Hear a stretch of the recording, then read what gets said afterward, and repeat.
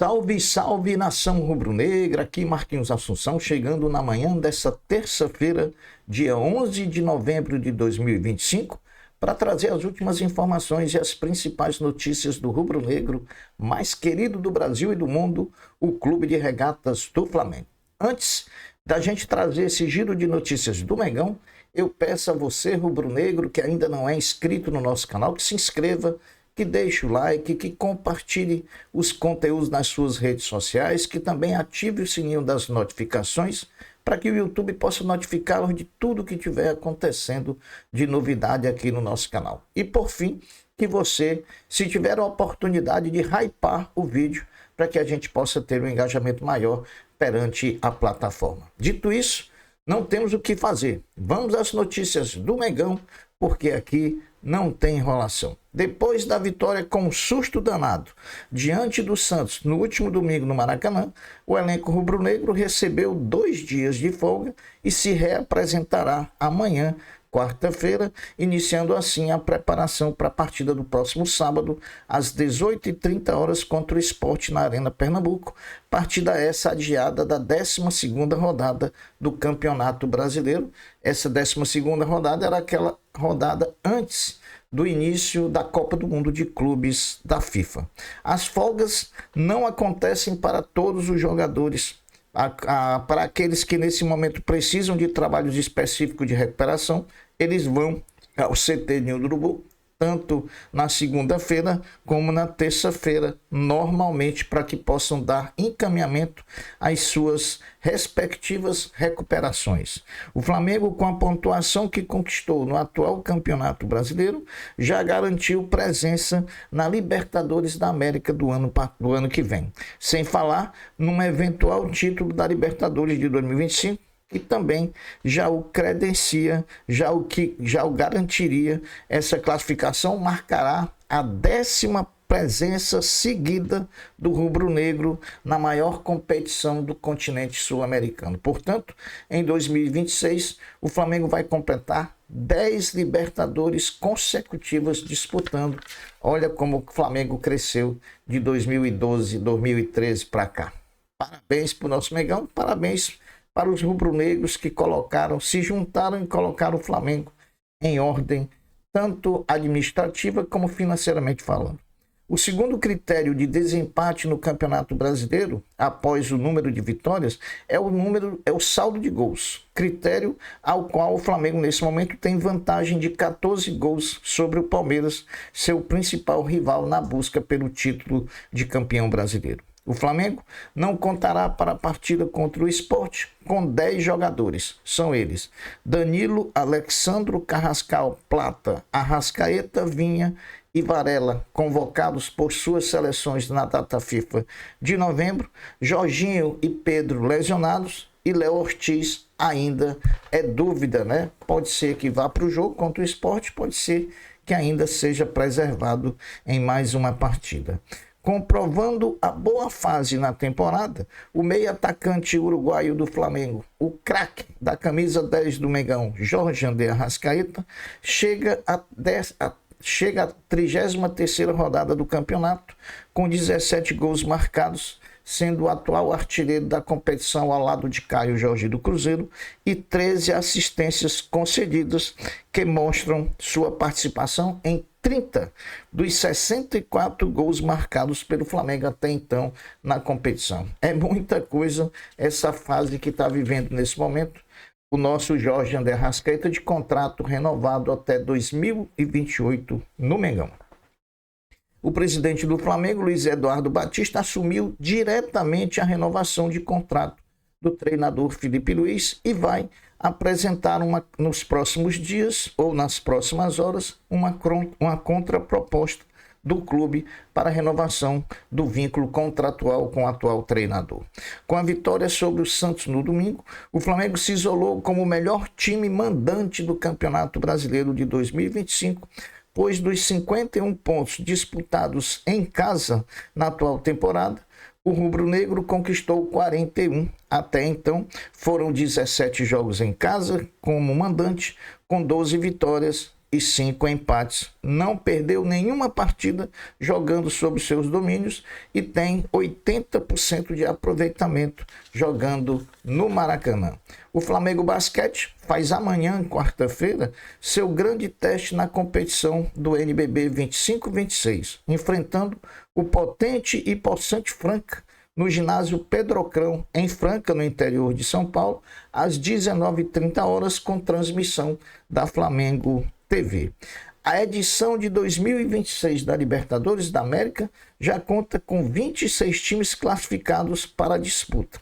Desses 26, 3 são brasileiros.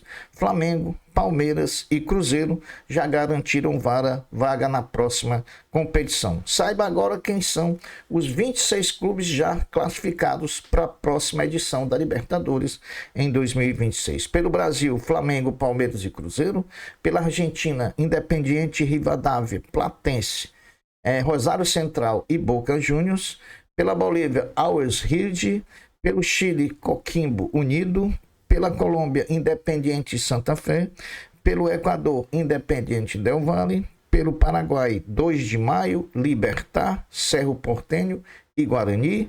Pelo Peru, Alianza Lima, Cusco, Universitário e Sporting Cristal. No Uruguai, Liverpool, Nacional, Peñarol e Juventude.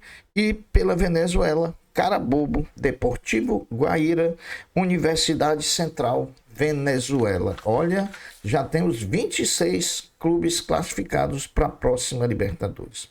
A Conmebol abriu ontem, segunda-feira, a venda dos ingressos para o público em geral no setor destinado à torcida do Flamengo na final da Libertadores da América contra o Palmeiras no próximo dia 29 de novembro, às 18 horas. O ingresso no setor está custando $95, aproximadamente R$513, convertendo para a nossa moeda.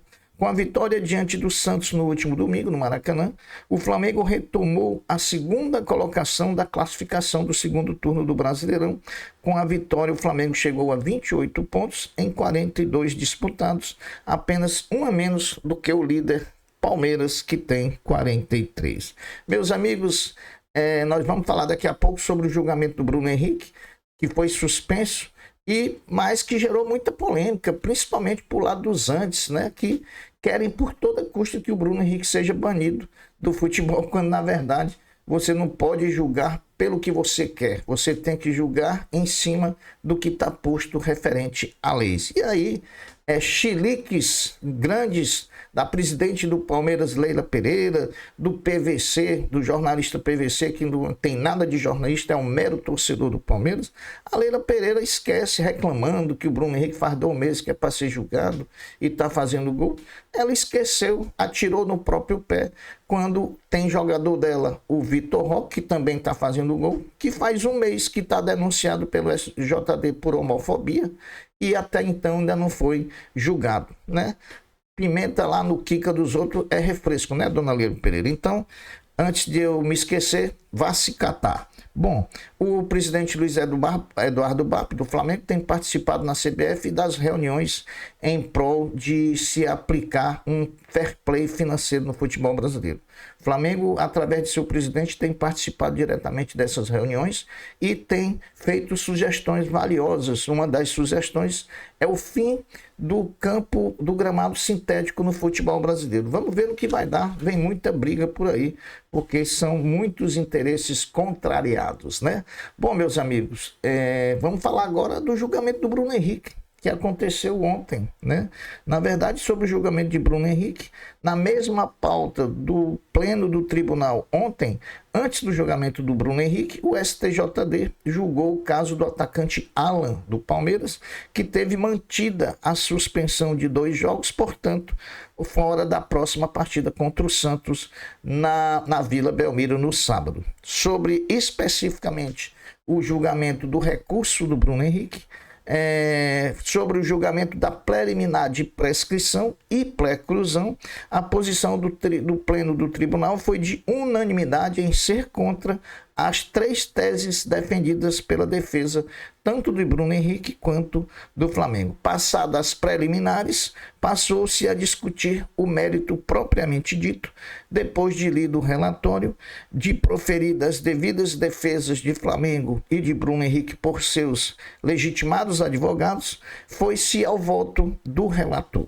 E como sempre falamos no nosso canal, quem nos assiste, que participa conosco das nossas lives do canal, nós sempre falamos que não nos seria motivo de admiração se Bruno Henrique fosse absolvido, e o voto do relator foi nesse sentido, de absolvição pelo artigo 243A e imposição no artigo 191, que prevê apenas um descumprimento de uma regra, de uma norma ou de um regulamento de uma competição, punindo o Bruno Henrique com 100 mil de multa. Portanto, o voto do relator pede a absolvição do Bruno Henrique pelo 243A e pede ele a punição pelo 191, aplicando uma multa máxima de 100 mil reais. Conhecido o voto do relator, quando o presidente do tribunal já ia começar a colher o voto dos outros auditores,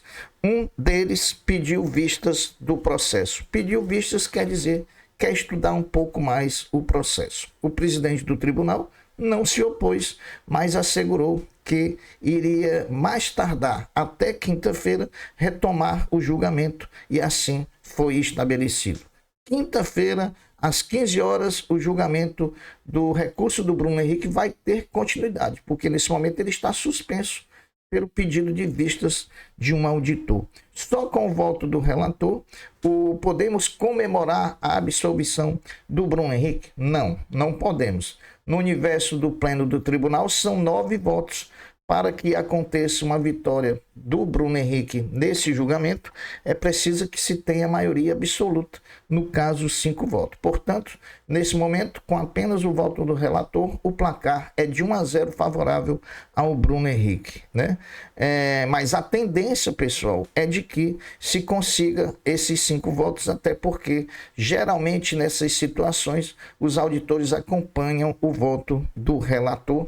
Vamos ver o que vai dar nesse final, mas a perspectiva é muito boa. Nós sempre no nosso canal tivemos uma postura sempre otimista em relação, até porque se você for levar em conta a literalidade do artigo 243A, aquela punição aplicada pela comissão no julgamento da primeira instância na comissão do STJD não tinha razão de existir. E agora está se fazendo justiça, e a gente espera que na quinta-feira tudo isso seja sacramentado.